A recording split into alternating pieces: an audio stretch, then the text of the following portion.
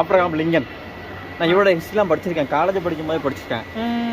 இவருடைய லைஃப்பில் வந்து 99% ஃபெயிலியர், ஆனால் ஒரே ஒரு பர்சன்டேஜ் சக்ஸஸ். கண்டிப்பாக பார்த்தீங்கன்னா எல்லாமே ஃபெயிலியர்.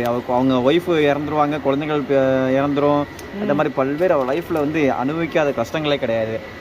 ஆனால் வந்து எல்லாத்தையும் சமாளித்து கடைசியில் என்ன பண்ணார், என்ன ஆனார் ஆப்ரகாம் லிங்கன்?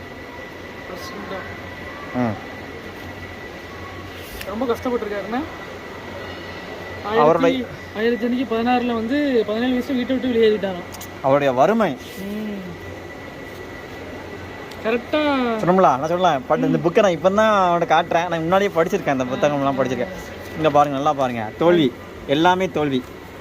எலெக்ஷனில் நிற்பார், எலெக்ஷனில் நிற்பார், தோல்வி. அதுக்கப்புறம் நாடாளுமன்ற போட்டி தோல்வி, நாடாளுமன்ற போட்டி தோல்வி, தோல்வி தோல்வி தோல்வி.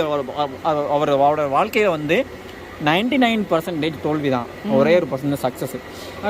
இப்போ உள்ள எல்லாருமே என்ன பண்ணுறாங்கன்னா, ஒரு இது ட்ரை பண்ணுறாங்க, அது தோற்ற பிறவே முடியாதுன்னு விட்டு போயிடுறாங்க. ஆனால் வந்து இப்போ இவருடைய லைஃப்லாம் கம்பேர் பண்ணும்போது இப்போ நம்மலாம் வந்து யோசிக்கணும். கண்டிப்பாக அதுக்காக தான் சொல்கிறேன்னா, என்ன சொல்கிறோம் அப்படின்னா, புத்தகங்கள் நிறையா படிக்கணும். நம்ம எக்ஸாம் பாயிண்ட் ஆஃப் வியூவில் ஸ்கூல் புத்தகம் மட்டும் தான் படிக்கலாம் தவிர, இந்த மாதிரி பல்வேறு புத்தகங்கள் படித்தா தான் எப்படிலாம் வந்திருக்கிறாங்க, லைஃப்பில் நிறைய பேர் சக்ஸஸ் பண்ணி வந்திருக்காங்க அப்படின்னு. இவ்வளோ தோல்வி வந்து 1960 வந்து பாருங்கள் ஜனாதிபதியாக இருக்காங்க, பார்த்தீங்களா? அதான் ஒரு பிரசிடெண்டாக வந்திருக்காரு அப்படின்னா அதுக்கு பின்னாடி எவ்வளவோ தோல்வி அடைஞ்சு வந்திருக்காரு. கண்டிப்பாக அதனால தான் படிக்கணும், நிறைய விஷயங்கள் நம்ம தெரிஞ்சுக்கணும், அவ்வளோதான்.